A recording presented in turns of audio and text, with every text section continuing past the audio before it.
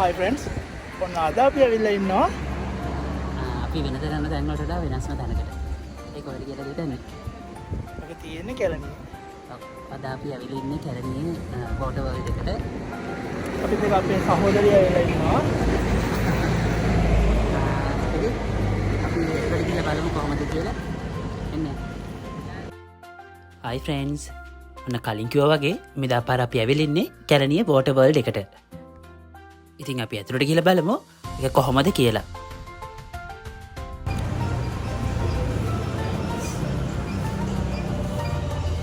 ඔන්න අපි දැන් ටිකට් එක ගත්තා. ෆුල් පැකේජ් එක කීයද වෙන්නේ? මේක 1100යි. ඒකේ මම හිතන්නේ ගොඩක් දේවල් ඉන්ක්ලූඩ් වෙනවා. ඒක වෝටර් වර්ල්ඩ් එක ඔක්කොම බලන්න පුළුවන්. ඊට අමතරව අන්ඩර් වෝටර් ටනල් එක තියෙනවා. බර්ඩ් පාක් එක තියෙනවා. රිවර් සෆාරි එකක් තියෙනවා. ඒ හතරම ඉන්ක්ලූඩ් වෙලා තමයි ෆුල් පැකේජ් එක. හැබැයි ෆුල් පැකේජ් එක ගන්න එක ලාභයි. නැත්නම් ඔයාලට 750කට පැකේජ් එකකුත් තියෙනවා. ඒකට වඩා මේක ලාභයි. ඔයාලට ෆුල් පැකේජ් එක ගැන ඔක්කොම මේක ගන්න පුළුවන්. සතුට ගන්න පුළුවන්. අපි ඇතුළට ගිහලා බලමු කොහොමද තියෙන්නේ කියලා. හැම ඉතින් කලින් කිව්වා වගේ මේකේ කැටගරි කීපයක් හැටතේ කට්ටියගේ ටිකට් ප්‍රයිසස් වෙනස් වෙලා තියෙනවා. අපි කීපයක් ඔයාලට කියන්නම් කොහොමද කියලා එක. ඉතින් එකක් එයාලගේ තියෙනවා වෝටර් වර්ල්ඩ් එකයි බර්ඩ් පාක් එකයි අන්ඩර් වෝටර් ටනල් එකයි බලනවා නම් ඇඩල්ට් ටිකට් එක 750 වෙන්නේ කිඩ්ස් ටිකට් එක 500 වෙන්නේ. අපි ගත්තේ මේකේ තියෙන ෆුල් පැකේජ් එක. එකට ඉන්ක්ලූඩ් වෙනවා රිවර් සෆාරි එකයි වෝටර් වර්ල්ඩ් එක බලන්න පුළුවන් බර්ඩ් පාක් එකත් එක්ක අන්ඩර් වෝටර් ටනල් එක බලන්න පුළුවන්. ඒකේ ඇඩල්ට් ටිකට් 1100යි චයිල්ඩ් ටිකට් එක 750 වෙන්නේ. ඉතින් මේ ප්‍රයිස් සමහර විට කාලයත් එක්ක වෙනස් වෙන්න පුළුවන්. ඉතින් අපි යාලගේ වෙබ්සයිට් එක තියෙනවා waterworld.lk කියන වෙබ්සයිට් එක. අපි ඒක ඩිස්ක්‍රිප්ෂන් එකේ සඳහන් කරන්නම්. ඒක තුරු ඔයාලට චෙක් කරගන්න පුළුවන් මේකේ ටිකට් ප්‍රයිසස් කොහොමද යන්නේ කියලා. ඉතින් කතාවෙන් අපි අන්තිමට ඇවිල්ලා තියෙනවා වෝටර් වර්ල්ඩ් එකට. ඉතින් මෙතන විවිධ වර්ගයේ මාළු වර්ග ගොඩක් ඉන්නවා. ඉතින් ඔයාලට බලා ගන්න පුළුවන් මෙතන ඉන්න මාළු වර්ග මොනවද, එයාලා කොහොමද ඉන්නේ, ඒ ටික ඔයාලට බලා ගන්න පුළුවන් එයාලගේ වැඩි විස්තරات එක්ක. ඉතින් මේ වෝටර් වර්ල්ඩ් එක ඇතුලේ ඒ කියන්නේ මේ මාළු ඉන්න කොටස ඇතුලේ ඒ කට්ටිය සෙක්ෂන් කිහිපයකට වෙන් කරලා තියෙනවා.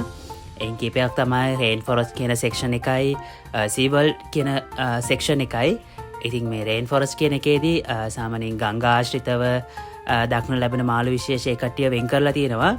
ඒ වගේම තමයි සී වර්ල්ඩ් කියන කොටසදී සාමාන්‍යයෙන් මුහුද ආශ්‍රිතව අපිට දකින්න ලැබෙන මාළු වර්ග ඒ විදිහට ඒ කට්ටිය සෙක්ෂන් විදිහට බෙදලා වෙන් කරලා තියෙනවා.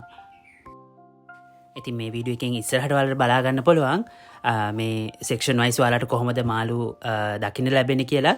ඉතින් මේ වීඩියෝ එක ඉස්සරහට බලාගෙන යන්න. ඔයාලට මේකේ දකින්න ලැබෙන මාළු වර්ග මාළු විශේෂ මොනවද කියලා ඔයාලට බලා ගන්න පුළුවන්.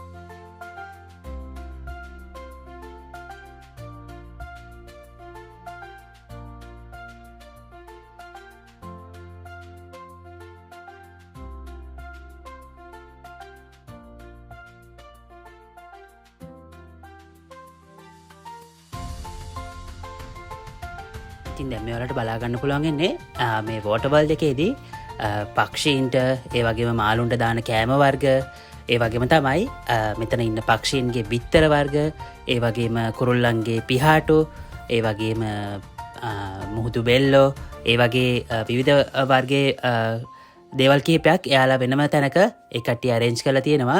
ඒවත් ඔයාලට ඒ වගේත් බලාගෙන ඒ වගේත් experience එක ඔයාලට ගන්න පුළුවන්.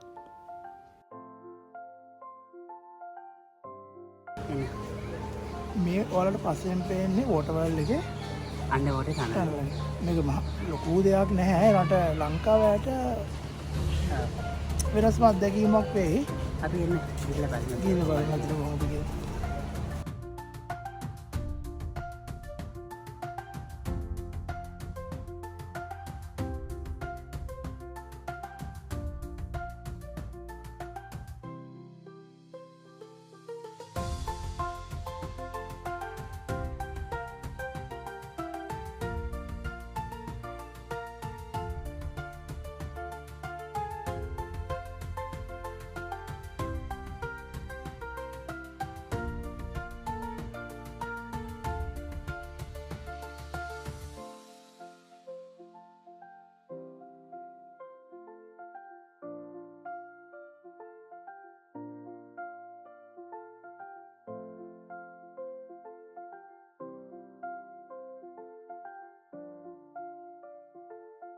ඉතින් අපි මාළු බලලිවල්ලා පොඩි බ්‍රේක් එකක් ගත්තා. ඉතින් දැන් අපි යමෝ තවත් තැනකට. ඒ තමයි මේක තියෙන බර්ඩ් පාක් එක. ඉතින් එන්න අපි ගිහිල්ලා බලමු මේ බර්ඩ් පාක් එකේ මොන වර්ගයේ කුරුල්ලද ඉන්නේ. ඒ කට්ටිය කොහොමද ආවෙනික රටවල් මොනවද? ඒ ගොඩක් විස්තර මේකේ තියෙනවා. අපි ඉතින් බලමු මොන වර්ගයේ කුරුල්ලද මෙතන ඉන්නේ කියලා.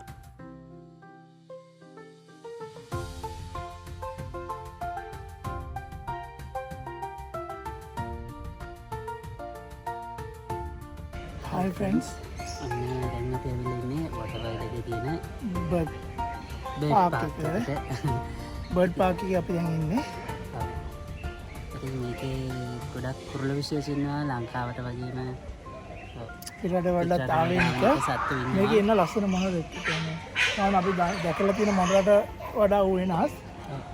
ඔය වගේ තමයි ගොඩක් ಜಾති සත්තු ඉන්නවා. දැනට අපි කුරුළු විශේෂ කීපයක් බලාගත්තා. මැකෝගි රව් ටික බැලුවා.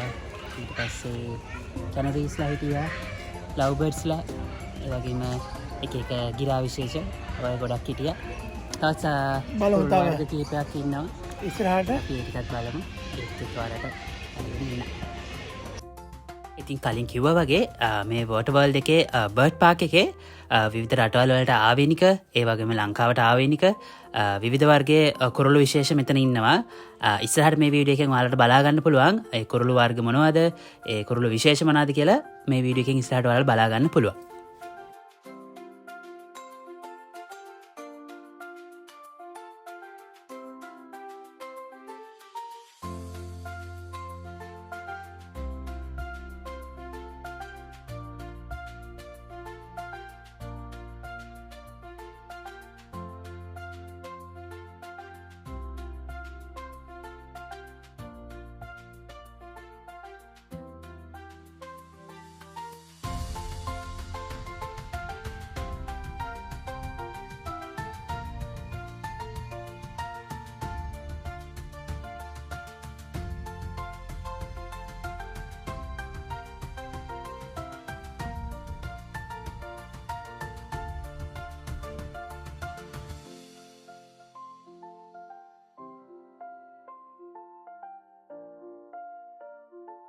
ඔන්න ඉතින් කුරුළු ටිකත් බලලා අපි ඊළඟට ආවා රිවර් සෆාරි එකට.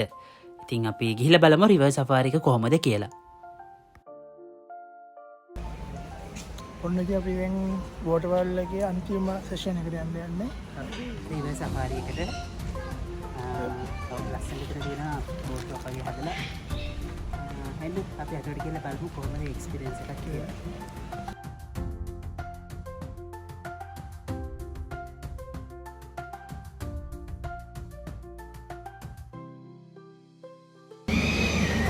ඉතින් අපි රිවර් සෆාරි එක යන්නේ අනේ බෝට් එකක් තියෙනවා.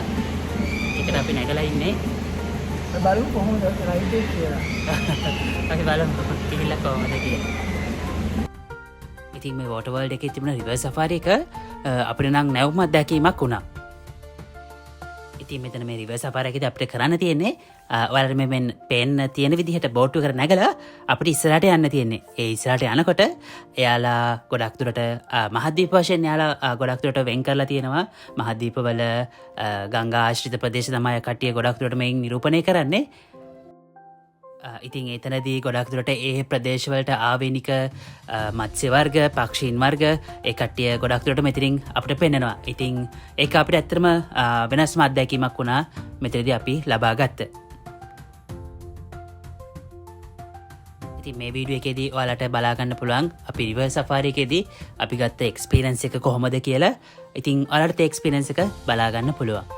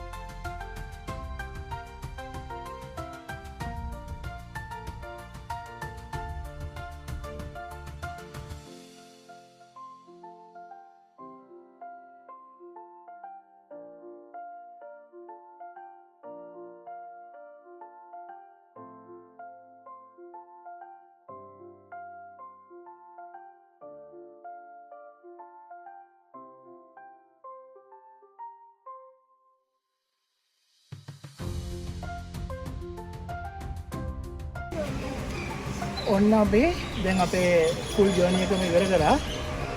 දැන් අපේ රිවර්ස් සෆාරි එකට ගිහිල්ලා ආවා. දැන් ගෙදර යන්න තමයි තියෙන්නේ.